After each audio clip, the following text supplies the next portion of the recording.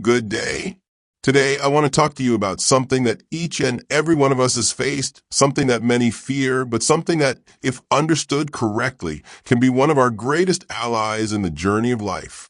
That something is failure. Now, I know that word doesn't sit well with most of us. Failure can feel like a defeat. It can feel like a heavy door slamming shut. It can bring with it pain, embarrassment, and self-doubt. But I want to challenge that perspective. I want you to see failure not as the end of the road, but as the beginning of something greater.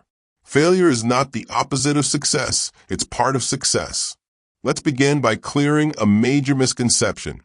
Failure is not the opposite of success. It's part of it.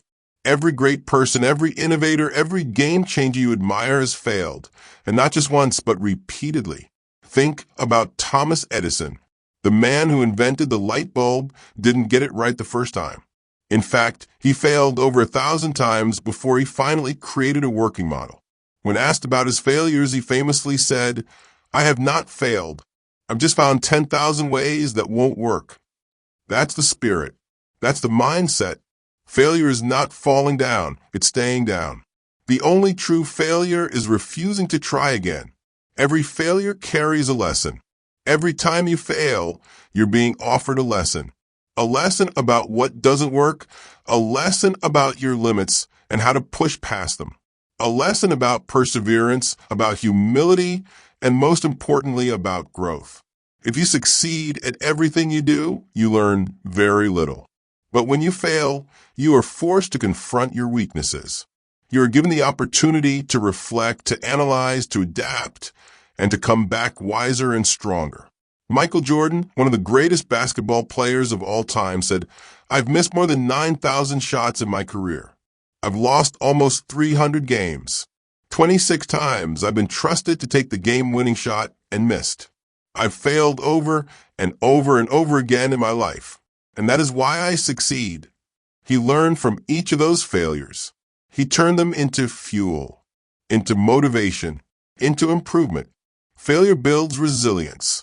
In life, you'll get knocked down. Plans will crumble. Dreams may be delayed. But here's what separates winners from quitters: resilience, the strength to rise again. Failure is a forge. It tempers the spirit like fire tempers steel. Every time you stumble and get back up, you become tougher, sharper, and more prepared for what lies ahead. Resilience is not about never falling. It's about falling and rising with greater resolve.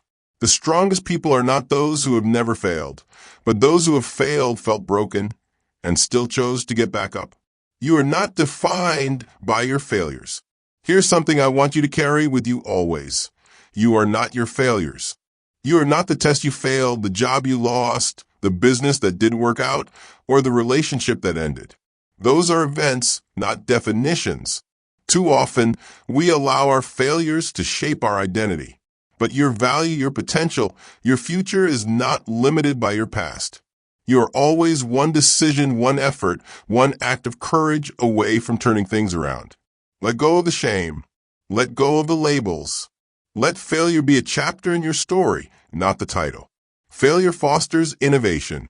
Some of the most groundbreaking innovations in history were born from failure. Think of the Wright brothers. They crashed multiple times before the first successful flight. Steve Jobs was fired from Apple, the company he started, before coming back to lead it to revolutionary success. Why?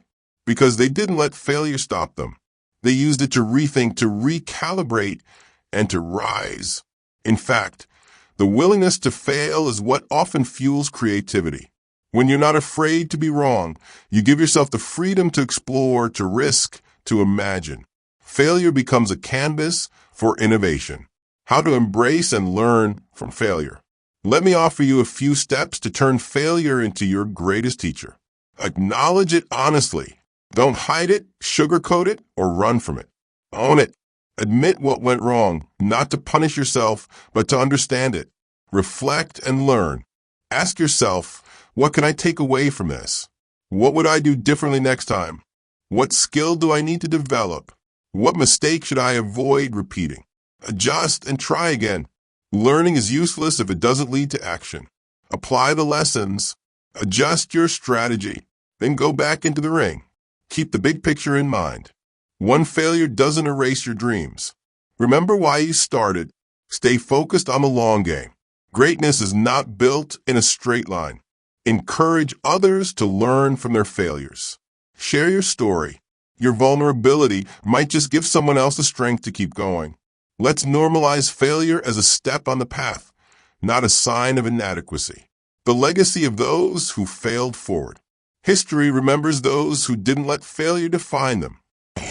Abraham Lincoln lost numerous elections before becoming one of the greatest U.S. presidents. Oprah Winfrey was told she was unfit for television. Walt Disney was fired for lacking imagination. Imagine if they had given up. Imagine if they had believed the critics or let the setbacks become permanent. The world would have lost something extraordinary.